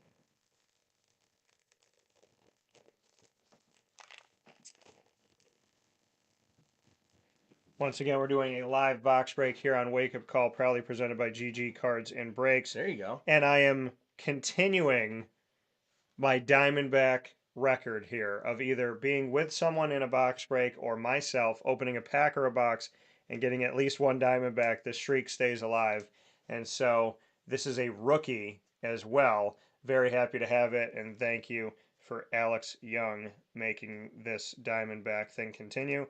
And then I got Luis Robert, got his rookie as well. I still don't know if it's Robert or Robert. Like, I've called them both. I don't know which it is. JT Realmuto, Christian Walker, who's no longer a Diamondback, but he is to me. Oh, here we go. There's your relic. So I never got a bat relic that I've opened myself. So Nolan Arenado, and this is a piece of his bat. That's really cool. You can take a look at it right there. Just looks like a piece of the floor. It's awesome. Yeah. It feels so cool. So yeah, so we already got a few bat relics that are pretty cool. Already got a bat relic. And then That's kind of anticlimactic that you've already got your relic. Severino. And yes. Okay. Sorry, go. Let's get a fit in this one. Put these in. I do have a bigger one. If we need it. Yeah, it might be too big though. It's upstairs. So I should say it's in the office here. So we have Riley. Oh shoot, that's Luis Robert rookie. I didn't realize that. Yeah. And then we have Arraez. We have Broom. I'm looking for rookies here. Oh, here's another Diamondback, but he's a Blue Jay in this one. Lourdes Gurriel. So I'm going to take him, put him over there. JD Martinez. AJ Puck. That's a former Gator. AJ Puck, who is also a Diamondback. So I'm going to give me some more. I got 4 Diamondbacks so far. I got Ronald Acuna Jr. as well as, oh, here we go. So Aquino. I got Aristides Aquino. Oh my God, I remember that guy. His rookie, and he had like 6 home runs in a week in his first taste of the big leagues, and then he just, like, you never heard of him again. So as we continue to open these, the Holiday Edition Mega Box 2020 Topps Baseball, thanks to GG Cards and Breaks. Visit them on 639 Delmar Place in Syracuse, New York, Tuesday through Saturday, 10 to 6, and Sundays from 10 to 5. So we got Manny Machado. Ew, you can burn that one. Oh, Stroman. And then we have another Lourdes Gurriel, so I have that one already. Kevin Kiermaier, Charlie Blackmon, Looking for my rookies George here. Springer, Steven Strasburg. I'm going to sleeve that just because I love you, Steven. And you came through Syracuse when Syracuse was the Washington Nationals farm team. Such a shame that his career he got thoracic outlet and basically ended his career as early as he did. Oh, Keston Hero was on that one. Yes, that was the last That's one another I had. guy who was a former top prospect that just came up and just was terrible. So we have another pack to open here. And So- Buhar. We have a Yankee. Oh, Josh Bell. There's another former Diamondback for a minute. Then we have Kyle Seager. Vladdy Jr.'s second year. Oh, Vlad, okay. So let's see what else we got. Oh, Zimmerman. You haven't heard that name in a while. Eloy. Eli. And then we have Brandon Lau was good. So Brandon Lau, that's not his rookie, no. So Matt Chapman. Matt What's this? Oh, this wasn't Contreras. It looked like a weird color. yeah, so we didn't get any rookies in that one. Should I open the top? I'm gonna open it. See, it was good I wore my Diamondback shirt today. I got at least 4 Diamondbacks. He's wearing the Sunday red for our golf outing today. So Also, Brian, my just a little score prediction for us today. It's a par 71 golf course. 66. Either 66 or better would be ideal for me. Jake for us. Rogers, rookie. So we got his rookie. Oh, something. Oh, backwards card. It's Luis Robert. Is it an auto? Why is it Or back? is it just a rookie? Just a rookie. Why was it back? Maybe it's variation. Let me see if it's any different than the other one. Wonder why it was backwards. Could be a variation. I know they do that in Topps Holiday sometimes. Zach Greinke. Horner, Rizzo. What up, Riz? And then we have Will Smith Oh wait, this is a bigger one. This could fit the Arenado. and Crawford. Lillian. My dog is here in the studio, folks. And those of you that know Lillian know that she's hanging out in here. So, Lily hanging out in the studio. So let's see what else we got inside the Great Lake Honda City Studios in this box break presented by GG Cards and Breaks. We'll take a look here. So we have Bieber, not the one that you think. Then we have Mookie Betts. Loved his Players Weekend nickname that he put on his jersey. It said not Justin. That's awesome. So another Another one you Stroman. can just burn. I hate Marcus Stroman. Sean Murphy, his rookie. Mike Trout. Mike That's a good Trout. one. We got Trout from 2020. Isan Diaz, his first big league home run off of Jacob deGrom back in 2021. Posey, and then Reese Hoskins. There you go, Jer. So we have 3 more to open. I'm going to go this one because it was already kind of leaning that way. Now you're supposed to get an autograph, a relic, or an autographed relic per box. So we'll see what we get in this. We already got our relic. We'll see if we get an auto or if we get an auto relic. So Victor If we hit an auto, that'd be sick. Shohei Victor Ohtani Robles, there we go. from 2020. Then we have Chris Bryant. Wrist Bryant. What is it? You ever see the Oh, what is it, the Chris the Bryant. thing where he Luke tricks Voigt. the team? Major League home run leader in 2020. We already got Kevin this Kiermaier, one. Josh Donaldson, another former Diamondback. Another former Diamondback and another former CNS player here for Cicero North Syracuse and a native. Zoom in on that one, baby. A native of Central New York, Mr. Patrick Corbin, who has been on Wake Up Call when he was an Arizona Diamondback twice. So shout out to Patty C. Your autographs are in my studio with the rest of my Diamondback. They're actually right over here, Pat. I'll show you one right now. So here's my Pat Corbin auto. Platinum. There's a Pat Corbin auto from back in the day. He signed, and Pat, by the way, thank you for signing massive there, and it looks so good with your picture right behind you. So shout out to Pat Corbin, Central New York native. Much love, as always, sir, to you and your family. God bless y'all. Biggio. Bruce Dark Gratterall. I remember when he was traded to the Dodgers, and everybody was saying he's such a stud, he's so good, this, that, and the other. He was great, but he was a reliever that was just meh. All right, we're opening this one. Second to last, Javi. Javier Baez. Then we Trent have Grisham. That's a Trent, decent Trent Grisham. That's a nice one. It's a sideways. Mm-hmm. Got a little horizontal. Then we have Tim Anderson. We have John Means. Dustin May. That's look at the a couple hair. years ago. That would have been a good one. Look at the hair on this character. Dustin May. Hell yeah, he was Looks like a mascot. redheaded Jacob DeGrom for a while. Not so much anymore. Dustin May. All right, so then we have Max Scherzer. Oh, this is with their red, white, and blue for the Nationals. You could see that cool thing on their jersey. I like that. Then we got Griffin Canning. Get well soon, Griffin. Gleyber Torres of the Yankees. Max Fried, that's I love the way you said that. Of the Junkies. Adbert Alzolay. Oh my goodness. I think he just had Tommy John this past year. How cool is this though? And this happens. Good pitcher. This is something you got to pay attention to. This happens to me, folks. So you got Gleyber Torres of the Yankees, who is next to Max Fried of the Braves at the time. Little did this box know that they were going to be on the same team. So, well, they didn't overlap though. Well, that they both were Yankees. They were both Yankees. That's what I mean. It would have been cool if they overlapped though. But they missed because Fried signed in free agency. So shout out to last one. Any thick cards in there or no? No. Nope. So we have Joey Votto. We have Nick Anderson. Mike Moustakas. Giancarlo Stanton. Speak of the devil. DJ LeMahieu.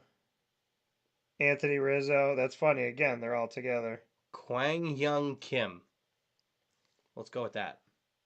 Mauricio Dubon was a top prospect. It didn't amount to much. Novello. Yeah. And Polanco. So we didn't get an auto. Sad face. That's unfortunate. That's an auto bat's pretty cool though. This is very funny though to take a look at these, and again, like I said, to have Yankee history. These guys did overlap. So you got Giancarlo Stanton, DJ LeMahieu, and Anthony Rizzo all together, and they literally came in the pack like that. Just like we had the Max Fried come after Gleyber Torres, both in Yankee history. So with that being said, I want to thank GG Cards and Breaks for this box and for all the great things that we get there. 2020 Topps Holiday Edition. Big time shout out to GG Cards and Breaks. And of course, you can see my other box breaks by going to youtube.com/wakeupcalldt. Click subscribe, hit the notification bell, and find our card break playlist. There's almost 50 breaks on there already. And you can check out our newest one besides this one. We did one yesterday, and you can check that out. It was a blaster box of Topps Composite 2023, with Topps giving you a look at Chrome, as well as Midnight, Cosmic, and what was the other Topps piece that they gave? Like a Fleer Retro or something like that. I don't remember. So a lot of good stuff came from Topps. You can check that all out by going to our YouTube channel, youtube.com/wakeupcalldt. Some of you are there right now. And go to the card break playlist. Make sure you click subscribe and hit the notification bell. And of course, we appreciate y'all as always. Wake Up Call with Dan Tortora is here with you on youtube.com/wakeupcalldt, facebook.com/wakeupcalldt, and on wakeupcalldt.podbean.com Monday through Friday from 9 a.m. to 11 a.m. Eastern Time. Once the show goes live, jumps into the archives on Amazon Music, Audible, iHeartRadio, iTunes, and Apple Podcasts, Player FM, Podbean, Podchaser.com, Podvine, Spotify, TuneIn, and YouTube. All you have to do is search Wake Up Call with Dan Tortora, or one word, Wake Up Call DT. And of course, you can get connected to the show by also asking Alexa or your Google Home device to play the latest episode of Wake Up Call with Dan Tortora. And so Jerry said, Murph is drooling. Wow, cards have changed so dramatically. JT seems to be the only worthwhile card in that box. I think Luis Roberts rookies are a little better than JT there, buddy. So, and a big time thanks to our North Carolinian listeners and visitors. Make sure you head out to Brooklyn Pickle in Southern Pines on 1788 Old Morganton Road in Southern Pines, North Carolina today. less than 10 minutes from Pinehurst Golf Course, which the PGA knows all too well, down at the Brooklyn Pickle. Many thanks to our team of partners in Central and Upstate New York, Great Lakes Honda City, Carvel DeWitt, the Wildcat Sports Pub, GG Cards and Breaks, Chick-fil-A Cicero, Brian's Landing, Canine Campground Dog Boarding, Pizza Man, Canine Camp Dog Daycare, Ma and Pa's, the snack capital of the world, Avicoli's, Mother's Cupboard, and of course we are the exclusive multimedia marketing partner of your Lemoyne College Dolphins, Bryan and Stratton College Bobcats of Syracuse, and your Binghamton University Bearcats. You can find the Dolphins every Wednesday at 9 a.m. Eastern Time. You'll find the Bearcats every Tuesday at 10 a.m. Eastern Time, and you'll find all of the schools by going to youtube.com/wakeupcalldt. Click subscribe, hit the notification bell. Find the Lemoyne playlist of over 200 broadcasts. Find the Bryan and Stratton playlist, the BSC Syracuse playlist of over 100 broadcasts. And find Binghamton in just the youngest exclusive multimedia marketing partner that we have. And we're getting close to 100 videos for them as well. And you could find them on their Binghamton playlist. You could find all three schools as well by going to wakeupcalldt.com's homepage and underneath the exclusive partners tab. For more information on the Dolphins, go to LeMoyneDolphins.com. On your Bobcats with a bunch of new stories, go to Syracuse.bscbobcats.com. And of course, BinghamtonBearcats.com for Binghamton. Any final note, Mr. Murph? Let's go play some golf and let's kick some butt. I will say this though. If the winning scramble score is better than 57, I'm not going to be happy because I won't believe it. Well, we shall see what happens here as we head out to golf in the DAA Corporate Partners Golf Tournament, and DAA standing for the Dolphin Athletic Association, doing this as a partner with the Lemoyne College Dolphins in our exclusive multimedia marketing partnership, our fourth year of doing this. So excited for that and happy to have my dad coming out, and of course Mr. Mike and Pat. We will miss you, and we hope to have you back very soon. I love you dearly. I know you had a scheduling conflict, but you're typically with us. So sending you all my love and appreciation, and thank you for being so good to me and my father and my mom over the years. So with that being said, from the Great Lakes Honda City Studios, you can go visit them on 7140 Henry Clay Boulevard in Liverpool, New York, Monday through Saturday, and go to GreatLakesHondaCity.com right now to get a sneak peek. Facebook at WakeUpCallDT, X at CallDT, Instagram at WakeUpCall_DT. Plenty up there for you, plenty of videos, and two very cool new things that we have going on. We're calling them a Wake Up Call special presentation. We have two that you can view on YouTube and Facebook right now. One being with the Lallies, who have donated over $20 million to the Syracuse University expansion of their athletic department and athletic resources. You can see the $25 million Lally complex by simply heading over to the old Manley Fieldhouse area right off of Comstock in Syracuse, New York, and you can get the story of John and Laura Lally, unlike anywhere else you're going to find it, by finding our Wake Up Call special presentation. And we also have our newest Wake Up Call special presentation with Nate Hackett, who spends a lot of time with me speaking on his relationship with Aaron Rodgers and who Aaron Rodgers is to him and what it's like to work with one of the greatest to ever throw a football in the NFL. With that being said, have a wonderful day. God bless. No stress. Do your best. From the Great Lakes Honda City Studios, for Murph and I, we bid you adieu. Stay safe and stay well.